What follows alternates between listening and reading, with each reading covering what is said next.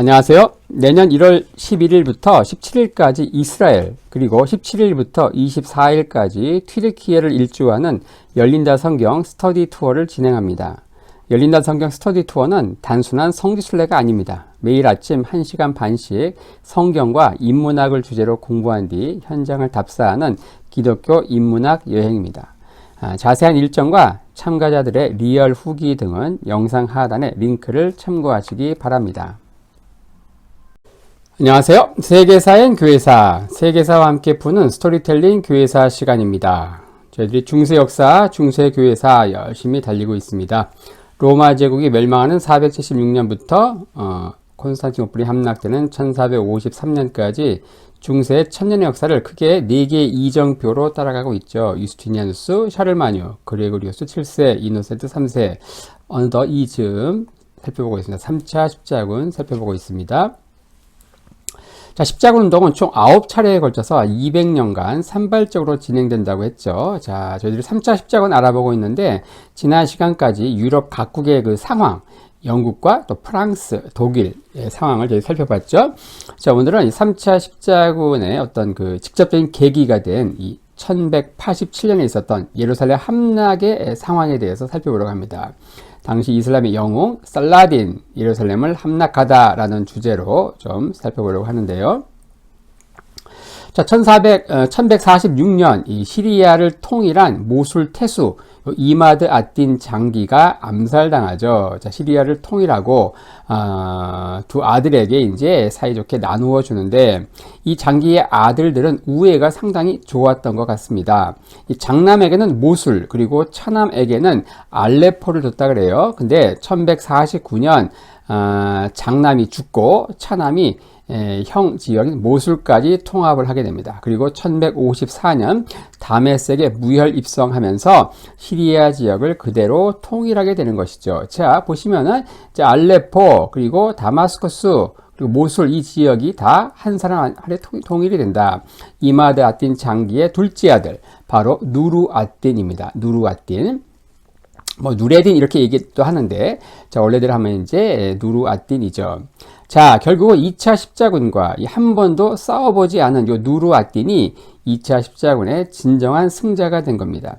결국 2차 십자군은 적에게 치명타를 안기기는커녕 이 적을 강력하게 했다는 거예요. 바로 유능한 한 사람 아래 결집시킨 거죠.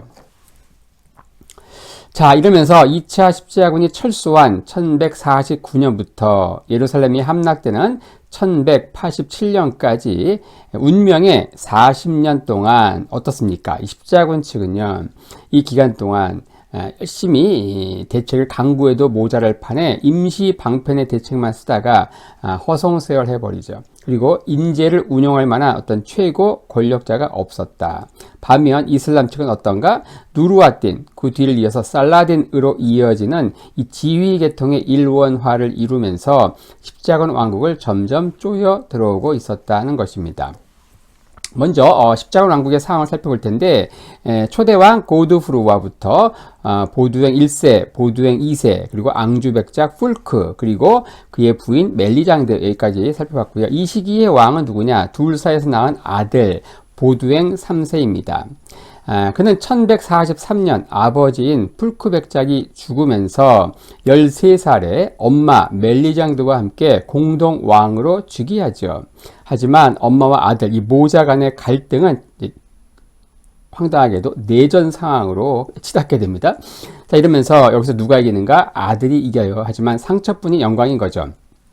1153년 24살에 보두행 3대는 이제 단독 통치를 하게 되는데, 그 다음해인 1154년 뭔 일이 벌어졌느냐? 바로 누르 앗딘이 다메섹에 무혈 입성하면서 시리아 지역이 통일이 완성이 됐다는 거예요. 이렇게 내분된 상황에서 적은 통일을 이루고 있었다. 만약에 이때 누르 앗딘이 십자군 왕국을 침공했다고 하면 이때 무너졌을 거예요. 하지만 십자군 왕국에게 행운은 뭐냐? 바로 1156년 시리아를 덮친 대지진이었습니다. 다메섹을 다시 재건하는데 올인하느라 공격할 여력이 없었던 거죠. 1161년 엄마 멜리장드가 사망하고요. 그 이듬해인 1162년 보두행 3세마저 사망하죠. 독살의 의혹이 제기되는데 왜냐? 이 안디옥에서 시리아 정교회 의사가 준 약을 먹고 바로 죽었거든요. 그는 죽기 전에 자기 동생 아모리를 후계자로 지명하고 숨을 거둡니다. 자, 누르아딘, 이슬람 통치자인 누르아딘은 이 왕권 교체기에 공격하자는 가신들의 권유를 거부합니다. 그럼 또 뭐라고 얘기하는가? 저 십자군 왕국은 그들이 경애하는 뛰어난 군주를 잃은 슬픔에 빠져 있다. 나는 그 틈을 노리는 그런 비겁한 짓은 하지 않겠다. 이러면서 마치 중세 유럽의 기사도 정신과 비슷한 그런 이제 태도를 보이죠. 자, 아모리 1세, 바로 보두행 3세의 동생이죠. 자, 이 에데사 백장령의 그 조술래 2세의 딸인 아네스와 결혼을 했거든요. 이 아모리 1세가. 하지만 둘 사이 너무 근친이라면서 예루살렘 총대주교가 비난을 해요. 그래서 결국은 강제 이혼당하는데 대신 둘 사이에서 낳은 자녀, 아들인 보두행 그리고 딸 시빌라, 이 둘이 적장자로 인정받는 조건으로 강제 이혼당하게 됩니다. 그리고 왕이 되는데, 그러면서 누구랑 재혼하는가? 바로 비잔틴 황녀 출신의 마리아와 재혼하게 되죠. 나중에 여기서 딸 이사벨을 낳게 됩니다. 결국 이 모든 사람이 다 예루살렘 왕국의 왕으로 등극하게 되는데요. 자, 그의 통치기에 뭔 일이 벌어지는가? 1171년 바로 이집트에 있는 파티마 왕조가 결국 멸망하게 됩니다. 자, 이 마지막 이맘 술탄인 이 알아디드 때에 두 명의 재상이 권력 다툼을 하거든요. 근데 황당한 건 뭐냐? 한 명의 재상은 십자군 측에, 또 한 명의 재상은 저 시리아 쪽에 있는 셀주크 측과 제휴를 합니다. 결국 이 내전에서 누가 이기는가? 셀주크 쪽과 손잡은 재상이 이겨요. 그 재상이 바로 샤와르라고 하는데, 그는 승리한 이후에 기고만장했다가 결국 암살당하게 됩니다. 당시 파병된 누르아딘의 대리자가 누구였는가? 쉬르쿠였어요. 쉬르쿠. 그는 자신의 조카인 살라딘을 데리고 왔는데 바로 이때 이제 살라딘이 본격적으로 역사 무대에 등장한다. 결국 1169년 이제 이맘 알아디드는 이 쉬르쿠를 이제 셀주크에서 온 이 누르아딘의 부장인 쉬르쿠를 재상으로 임명하게 되죠. 하지만 이 쉬르크는 2달 후에 급사하게 됩니다. 욕실에서 목욕을 하다가 넘어져서 뇌진탕으로 죽거든요. 그러다가 이제 결국 그의 조카인 살라딘이 이제 이집트 파티마 왕조의 재상이 됩니다. 그리고 2년 후인 1171년, 자, 알아디드가 죽으면서 살라딘은 명실상부한 이집트의 최고 통치자로 등극하게 된다는 것이죠. 자, 바로 1171년 이 파티마 왕조가 멸망하게 됩니다. 자, 누르아딘은 자신의 충복이었던 쉬르쿠, 그 쉬르쿠와 같은 선상에서 그의 조카인 살라딘을 생각했어요. 그러면서 이집트는 당연히 자신의 것이라 생각했죠. 하지만 이 쿠르드족 출신의 이 젊은이, 이 살라딘은 자기 명령에 무조건 복종할 것이라 생각했지만 이게 이제 나중에 보니까 착각이었던 겁니다. 자, 십자군 왕국의 왕인 아모리 역시 그렇게 생각했습니다. 이렇게 되면서 만약에 그렇다고 하면 그가 누르아딘의 말을 잘 듣는다고 하면 시리아와 그리고 이집트 그 사이에 껴있는 십자군 왕국은 완전히 북쪽, 동쪽, 남쪽 3면에서 포위된 그러한 형국이 되죠. 바로 가운데 있는 여기 까만 지 여기가 십자군 왕국이잖아요. 북쪽에는 시리아 그리고 남쪽에 이집트 동쪽까지 해가지고 요거 지중해니까 완전히 북쪽과 남쪽 동쪽에서 십자군 왕국은 포위된 그러한 절체절명의 위기 상황에 처하게 됐다. 이러한 상황에서 아모리는요, 당시 교황이었던 알렉산더 3세에게 십자군을 요청합니다. 하지만 유럽의 3대 유력자는 전혀 움직일 수 있는 상황이 아니었습니다. 전부 제코가 석자였다. 우리 한번 다 살펴봤죠. 당시 신성 로마 제국의 황제인 프리드리 1세는요, 과거 물론 삼촌 콜라트와 를 보좌해서 2차 십자군에 참전한 경력이 있었죠. 하지만 당시 이탈리아 북부에 있는 꼬무네, 즉 자치도시군과 무려 6차례 군사 원정을 하면서 거기 북이탈리아에 올인하고 있던 상황이었습니다. 그리고 프랑스의 루이 7세는요, 아키텐 여공인 엘레아노르와 이제 이혼을 하죠. 그러면서 아키텐 그 지역을 다 이제 띄워주면서 왕령이 엄청 작아졌잖아요. 그러면서 이혼한 이후 영토 확장 전쟁에 완전히 여념이 없었습니다. 영국의 헨리 2세 역시 바로 캔터베리 대주교인 토마스 베켄 사건에 대처하느라 바빴습니다. 바로 영국판 서인권 투쟁, 바로 대륙에서 펼쳐진 카노스의 굴욕의 재판인데, 바로 왕인 헨리는 자신의 친구 토마스 베켓을 캔터베리 대주교로 임명하죠. 하지만 친구는 공공연히 로마 교황편에 서게 됩니다. 프랑스로 망명을 하게 되고 결국 이 국내 문제가 이 국제 문제로, 다시 종교 문제가 정치 문제로 비화되면서 이제 굉장히 복잡한 상황. 그 상황에서 이제 베켓이 귀국을 하지만 이제 예배를 미사 드리는 그 상황에서 국왕파 기사가 베켓을 이제 죽이면서 교황은 헨리 2세를 파문하는 그러한 상황이었다. 이런 상황에서 십자군 갈 수 있는 상황이 아니었던 것이죠. 자, 다행히 십자군 왕국의 왕인 아모리가 걱정하던 일은 당장 일어나지 않았습니다. 왜냐? 이집트를 접수한 요 쿠르드족 애송이 요 살라딘이 그다지 누르아딘에게 순종적이지 않았기 때문이죠. 1170년 시리아에 다시금 지진이 강타합니다. 지진 피해를 복구한 이후 누르아딘은 명령을 하달하죠. 자, 그건 뭔가 바로 이집트에서 기도할 때 그 기도문에 누르아딘의 이름을 넣어서 기도하도록, 그러니까 금요일 예배 때 누르아딘의 이름을 넣어서 외우도록 명령을 한 거예요. 하지만 어떻습니까? 이 파티마 왕조의 통치자이지만 이곳은 시아파를 믿는 나라잖아요. 그 시아파를 믿는 나라의 소수파 수니파 지도자로서 수니파 지도자의 이름을 금요 예배 때 집어넣어라. 이거는 이제 정말 일촉즉발의 위기를 초래할 그런 명령이었던 거예요. 그래서 살라딘은 한운동 만운동 일종의 태업을 하게 되죠.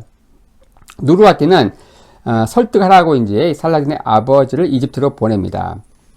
살라딘은 누르아딘에게 결국 사죄를 하게 되죠. 그리고 나서 1172년 예루살렘 십자군 왕국을 공격하라고 명령을 했어요. 하지만 살라딘은 진군하다가 다시 카이로로 회군하게 됩니다. 근데 핑계를 댑니다. 아버지가 병 중에 굉장히 위중하다는 핑계를 대요. 근데 실제로 아버지가 중병에 걸렸고요. 또 아버지가 결국 급사하게 됩니다. 하지만 자신의 명령을 듣지 않고 카이로로 회군했고, 이게 그냥 핑계라고 생각했기 때문에 결국 누르아딘은 이걸 믿지 않고 시리아로 출도하라고 명령을 내립니다. 결국 둘 사이에는 정면 충돌만 남은 그런 상황이 되는데, 1174년 2년 후죠. 결국 누르아딘은 이제 이집트의 애송이 살라딘을 제거할 결심을 굳힙니다. 그는 지도를 펴놓고 며칠간 밤잠도 설쳐가며 전략을 짰죠. 하지만 그러다가 결국 그도 급사하게 됩니다. 아마도 화병으로 죽은 것 같은데, 이 은혜도 모르는 건방진 이 쿠르드 애송이 자식, 그러다가 이제 심장이 딱 멎은 것 같아요. 의학적으로는 이 편도선 부종으로 인한 고열로 죽었다, 뭐 이렇게 얘기하는데, 뭐 화병으로 죽은 거죠.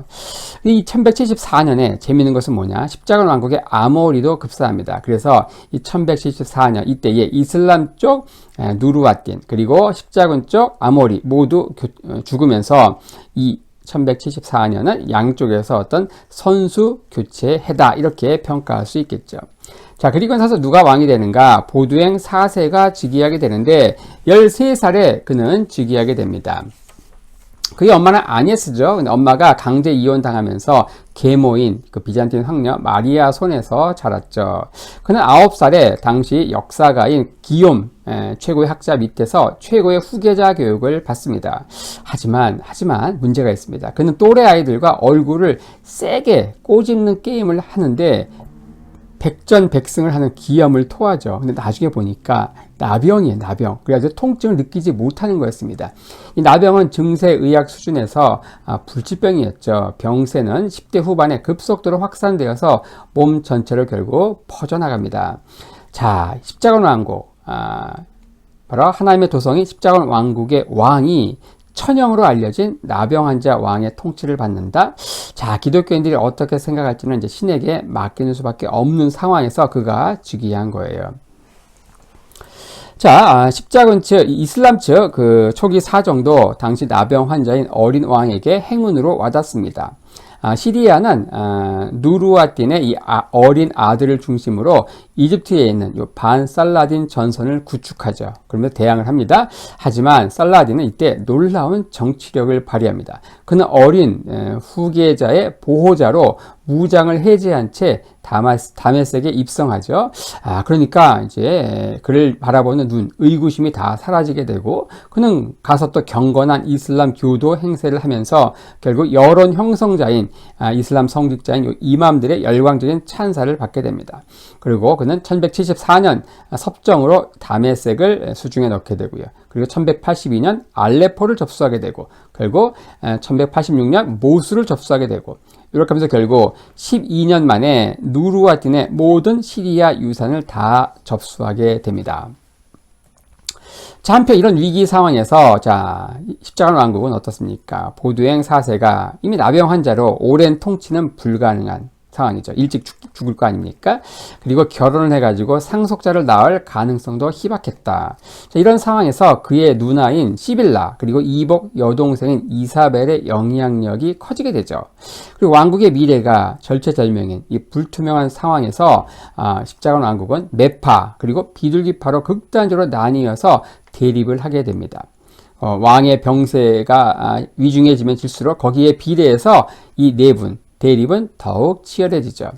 자, 이런 상황에서 최대의 적인 살라딘은 이집트와 시리아를 접수해서 십자가 왕국을 계속 쪼여오는, 포위해오는 그런 상황에 처했다는 거죠. 자, 이런 상황에서 1175년 비둘기파 좌장인 섭정 레몽 3세가 이 살라딘과 평화조약을 체결합니다. 그리고 1176년 이 왕의 누이인 시빌라와 당시 북이탈리아의 몬페라토 후작인 굴리엘모를 결혼을 시키죠. 이 굴리엘모는 어떤 사람인가? 당시 프랑스 왕이 루이 7세 그리고 신성 로마 제국 황제인 프리드리 1세의 사촌이에요. 그래서 이제 그의 의도는 뭘까요? 이 시빌라와 그가 결혼을 해가지고 어때요?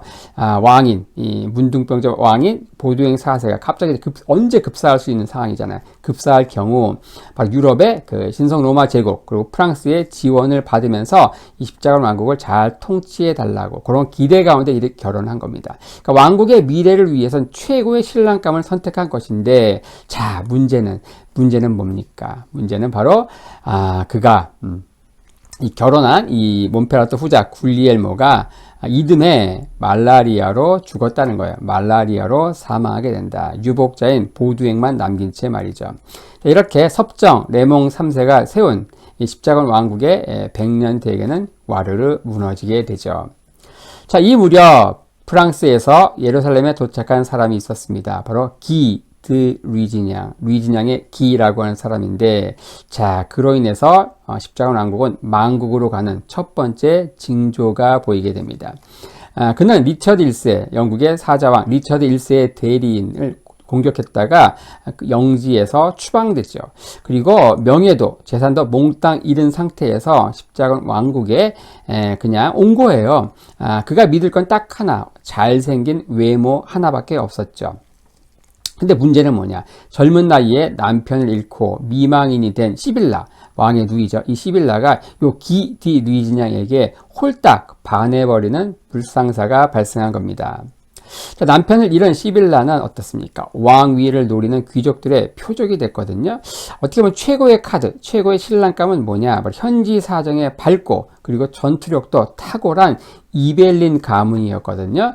결혼이 거의 성사되기 직전이었는데 어떻습니까? 1180년 시빌라는 동생인 왕을 협박해가지고 반협박해서 기와 결혼 승낙을 받아냅니다. 그리고 결국 1180년 시빌라와 기디 류진양의 결혼식이 이루어지죠.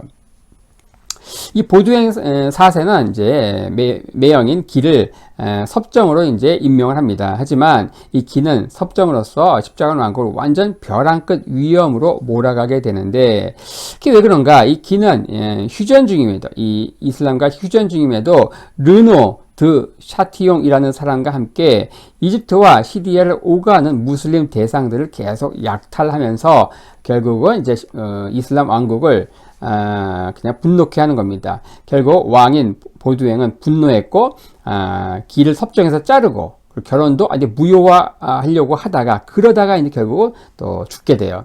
1185년 보두행 4세가 죽죠. 완전히 불태운 24살의 안타까운 생애였습니다. 자, 그리고 나서 이제 누가 왕이 되는가? 바로 시빌라가 전 남편 몬페라토 후작인 굴리엘모 사이에서 낳은 아들 보두행 5세가 왕이 됩니다. 하지만 근데 8살에 즉위했고요. 너무너무 병약해가지고 이듬해 곧 사망하게 됩니다. 자, 그런데 누가 왕이 됐을까요? 바로 기죠. 기와 시빌라가 이제 왕이 되는데 이 시빌라는 이제 여왕이 됩니다. 하지만 반대파는 그의 남편이 너무 무능하다는 거예요. 무능한 기디 류진양으로 인해서 이복 동생인 이사벨을 지지했죠. 하지만 시빌라는요, 왕위에 오르기 전에 자기가 새로운 남편을 구하겠다고 약속합니다. 하지만 왕위에 오르자마자 어떻게 하는가? 남편을 다시 기로 정하고 공동왕으로 세우게 되죠. 당시 기디 리진양은요 36살이었어요. 그 나이로는 절대 부족함이 없죠. 하지만 그에게 부족하지 않은 건 나이밖에 없었습니다. 완전 찌질이었습니다. 그는 1186년 자 모술까지 어때요? 요때 바로 모술까지 접수한 살라딘은 이제 명실공히 어때요? 이집트와 시리아 그러니까 다 이 살라딘의 손에 있었고 예루살렘 왕국 완전히 살라딘에게 포위된 그러한 상황이었다. 자, 이런 상황에서 르노 드 사티용 아까 언급했던 그 또라이가 뭔 짓을 하는가? 바로 홍해의 함대를 진수시키면서 무슬림 순례자 메카로 향하는 무슬림 순례자를 실은 선박을 격침시킵니다. 결국 여기서 살라딘의 누나가 죽게 되는 이런 불상사가 발생합니다. 결국 살라딘이 지하드 이 성전을 앞당기는 결정적인 계기가 됐죠. 바로 여기 있습니다. 여기 홍해 여기에서 이제 그 배를 진수시키고 메카 메디나로 향하는 이제 순례객들의 배를 격침시킨 거예요. 순례객들 이러면서 이제 메카 메디나 성지 순례를 이제 방해한 겁니다. 이게 당연히 이제 난 죽고 싶다 이렇게 이제 선언하는 것이죠. 자, 이런 상황에서 이제 하트네 뿔 전투가 벌어지게 되는데 1187년 역사적인 해입니다. 봄에 살라딘은 다메섹의 이슬람 대군을 결집시킵니다. 그리고 지하드 성전을 선언합니다. 당시 분열을 거듭하던 이슬람을 통합할 수 있는 건 종교밖에 없었죠. 자, 기디 류진양 당시 예루살렘 왕국의 왕이었던 기디 류진양은 소수만 이제 예루살렘에 남기고 전부 북쪽으로 출정하죠. 자, 근데 물 문제가 발생해요. 자, 건조한 중동 지역에서 게다가 여름에 치르는 전투였는데, 자, 이슬람 대군은 한 번도 물에서 벗어난 적이 없는 상태에서 진군을 했지만 십자가 왕국은 물 없는 지역만 이제 골라가다가 결국 이제 엄청난 갈증을 느끼게 됩니다. 자, 다마스커스에서 이제 진군하는 그리고 악고에서 진군하는 십자군, 다마스커스 진군하는 이제 살라딘의 군대, 결국 갈릴리오스 그 옆에 있는 하트네 뿔 여기에서 이제 전투가 벌어져요. 여기에서 이제 십자군이 대패하게 된다. 전투는 7월 4일에 있었습니다. 한참 더울 때죠. 그리고 도발을 했던 르노 드 샤티용은 결국 잡혀서 처형을 당하죠. 왕인 기와 그리고 주요 기사들은 대부분 포로가 되거나 전사했습니다. 이 전투는요 이슬람 역사에서 기록되어 있는 굉장히 중요한 전투예요. 왜냐하면 예루살렘을 다시 빼앗은 전투이기 때문에 그렇죠. 자, 여기서 이제 도망 나온 이제 9월 20일 도망 나온 요 이벨린의 발리앙이라고 하는 사람이 9월 20일에 예루살렘에 도착합니다. 그는 예루살렘에 있는 처자식을 구하고 나오겠다라고 하면서 이 살라딘에게 통행증 요청을 부탁합니다. 그리고 하루 만에 나가는 조건으로 살라딘은 허락을 하죠. 하지만 발리앙은 이제 패닉 상태에 빠진, 왜냐 전군이 다 이제 몰살당했잖아요. 저 북쪽에서. 자, 예루살렘 백성들, 이 패닉 상태에 빠진 예루살렘 백성들을 보고 또 동료 기사들이 함께 싸우자고 하는 그러한 그 부탁을 듣고 결국 이들과 운명을 함께 하기로 합니다. 그러면서 살라딘에게 편지를 하죠. 하루 만에 나가기도 했잖아요. 가족만 데리고 나가기로 했지만 자신이 약속을 어기는 것을 양해해달라, 허락해달라는 편지를 보내죠. 그리고 살라딘도 허락을 합니다. 자, 어떻습니까? 양측은 종교와 무관하게 어떤 중세 기사도 정신을 10분 발휘하고 있는 그런 모습을 보게 되죠. 결국 결사항전을 이제 펼치게 되고 나중에 결국 이제 화력이 부족해서 지게 되죠. 나중에는 어떻습니까? 자신의 사유재산을 다 내놓아서 발리양은 인질 협상을 합니다. 인질들을 이제 풀어달라. 그래서 자기의 사유재산을 다 내놓는 거예요. 거기에 살라딘이 감격을 합니다. 그리고 살라딘은 포위되어 있는 사람 가운데 노인들은 다 무료로 그냥 석방해주고 미망인이나 고아들은 살라딘이 자기 호주머니에서 여비를 챙겨줘서 다 떠나게 합니다. 이걸 가지고 이제 이슬람 성직자들인 이맘이 살라딘을 이제 비난하는 계기가 됐죠. 왜냐? 88년 전 십자군이 예루살렘을 함락할 때 어떻게 했습니까? 다 죽였잖아요. 유대인과 무슬림들을 전부 죽이고 노예로 삼고 했는데 어떻습니까? 이 살라딘은 다 풀어주는 거예요. 돈이 없는 사람들은 자신의 여비를 보태주고 또 돈 받지 않고 풀어주는 겁니다. 그리고 성묘교회도 파괴하지 않고 그대로 두었다. 자, 이것은 뭡니까? 기독교인들의 순례도 인정한다는 의미이죠. 그곳에 있는 병원 기사단도 그대로 두었습니다. 결국 10월 9일에 예루살렘이 함락됩니다. 이 살라딘은요, 이슬람 세계 영웅인데, 그 이슬람 세계뿐 아니라 서구에서도 굉장히 존경받는 인물입니다. 자, 이미 언급한 대로 이런 기사도 정신, 그의 기사도 정신은 서구에서 오히려 더 높이 평가되는데, 단테의 신곡에는요, 이 소크라테스, 플라톤과 함께 가장 가벼운 벌을 받는 고결한 이교도로 살라딘이 등장하기도 하죠. 자, 예루살렘 탈환 때 그는 살육과 파괴를 철저히 금지했는데, 자, 이것은 1차 십자군에 행했던 그 살생과 약탈 행위와는 너무나도 대조적인 행동이었습니다. 그는 아이를 유괴당한 기독교도 어머니의 하소연을 듣고 하염없이 눈물을 흘리기도 했고요. 물질과 돈에 완전히 초연하고 무관심했습니다. 그래서 사람들은 그가 이상적인 군주의 전형이다. 그리고 본받아야 할 어떤 인간상의 소유자다. 이렇게 하면서 그에게 찬사를 보내는 것이죠. 자, 오늘은 3차 십자군의 직접적인 계기가 된 그 1187년에 있었던 하트네 뿔 전투, 그 이후에 있었던 예루살렘의 함락에 대해서 살펴봤습니다. 특별히 당시 전쟁을 이끈 이슬람 측의 최고 영웅 살라딘에 대해서 한번 집중적으로 살펴보았습니다.